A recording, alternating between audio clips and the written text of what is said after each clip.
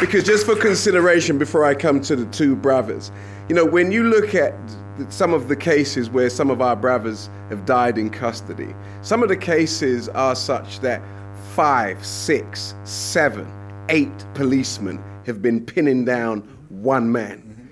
Now that's a heck of a brother to need 6 persons to restrain them. Now you think about it. When I was a young boy, I have 3 other brothers. And when we used to just play fight and they would gang up on guess who?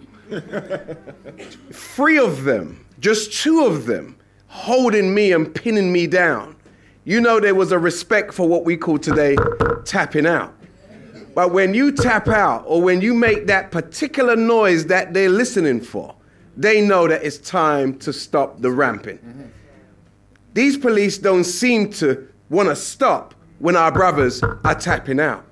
To the degree that I wanted Brother Trevon to read some of the cases where our brothers have been regurgitating on themselves and they've still been so-called restrained. So I want to thank you for your point, sister. But the 2 brothers, real quick, because we need to get to the next question, in any particular order you choose. I wanted to put a question to the panel as well. Sure. Is that basically the constructs that they make up within the system. Because remember, years ago, the Macpherson report established that all of the institutions, including the police, were institutionally racist. Now, things like Operation Trident, think about it. Operation Trident was originally set up basically to tackle black-on-black violence. Now, they're saying the majority of the gun violence that happens is in the black community. Now, the majority of pedophiles are white. Does that mean that they should set up Operation Trident for white people who molest little children? These are the things that we need to, analyze, yeah, and also, ask these questions. And also, just my last point is, where do you have to stop the guns and the drugs coming into the community at the supply stage? Where are they coming from? We know there's no gun manufacturing companies owned by black people.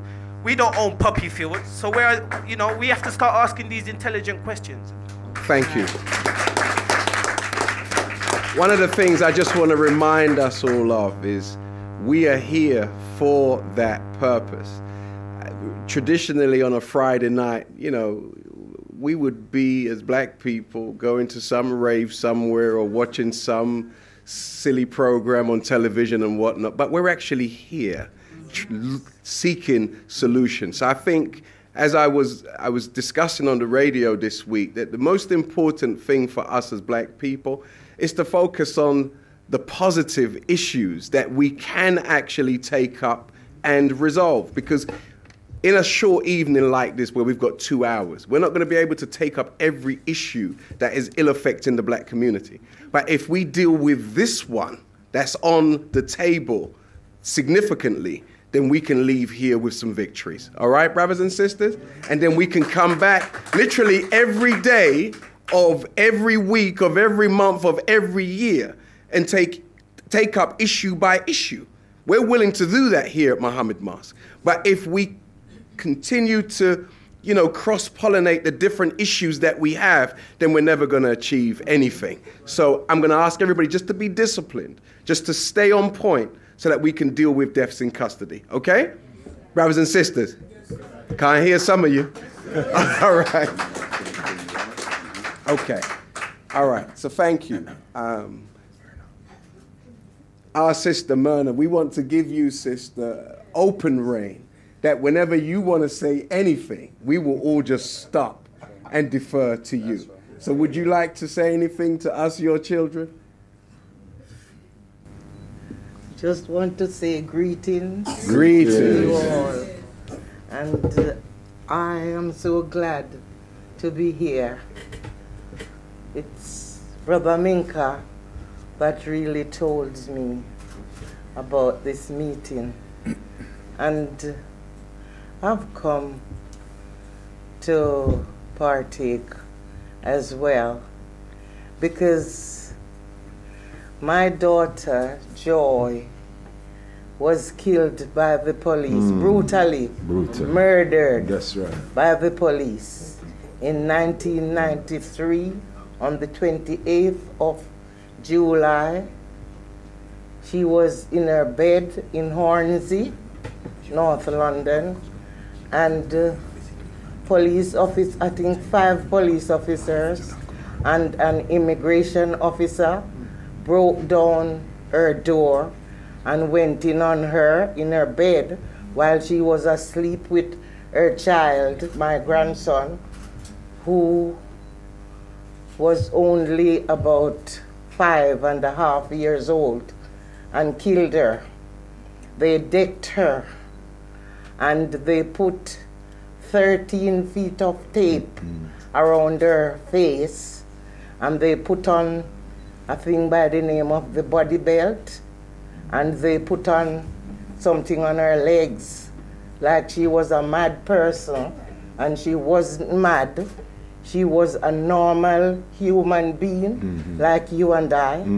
She didn't commit any crime. She only overstayed her time in this country, and she had lawyer going to sorting her out because she used to go to university as well.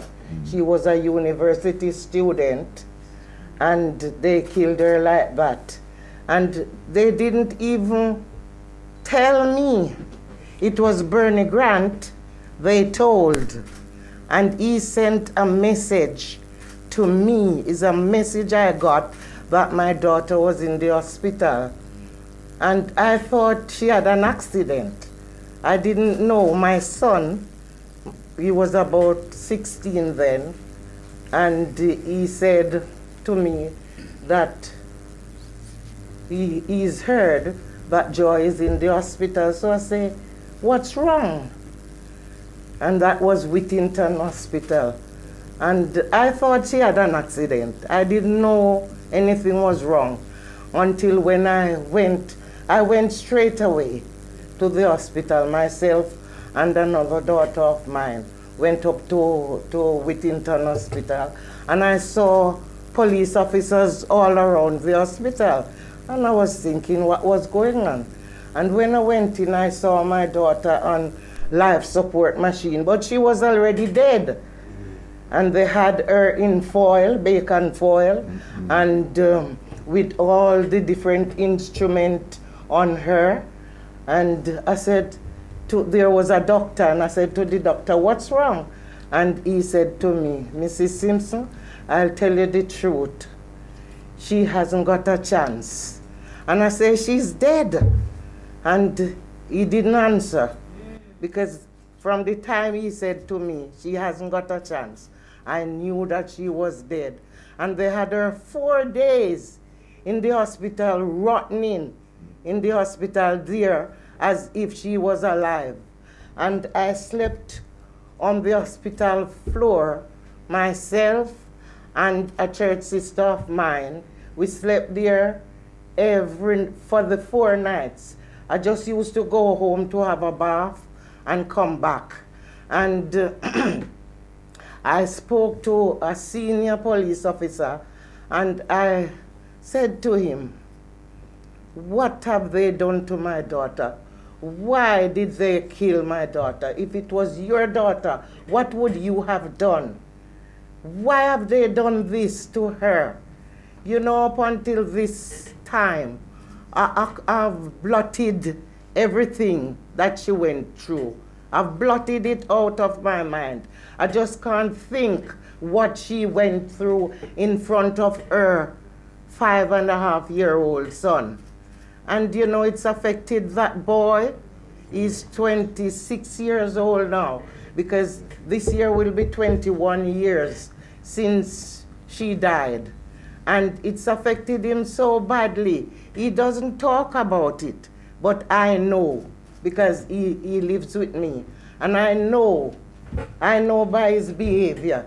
I had to take him to the psychiatrist for about nearly 10 years. He had to have treatment, the best one anyway, they gave him up in Hampstead, that hospital.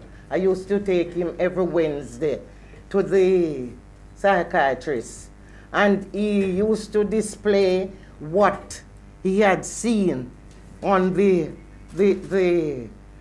toys, and he wanted big, strong muscles, you know, because if he had those muscles, they couldn't kill his mother. Exactly. And you know, it's affected everybody in the family. It's affected the whole family. But you know, we are fighting, and we are still fighting. That's right.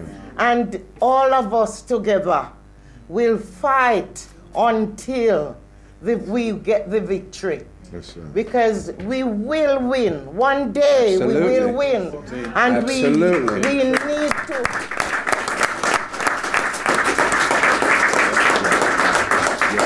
We need to unite. I heard somebody say about this little group and that little group. We need, as black people, to unite. Black people have too much talk and no action.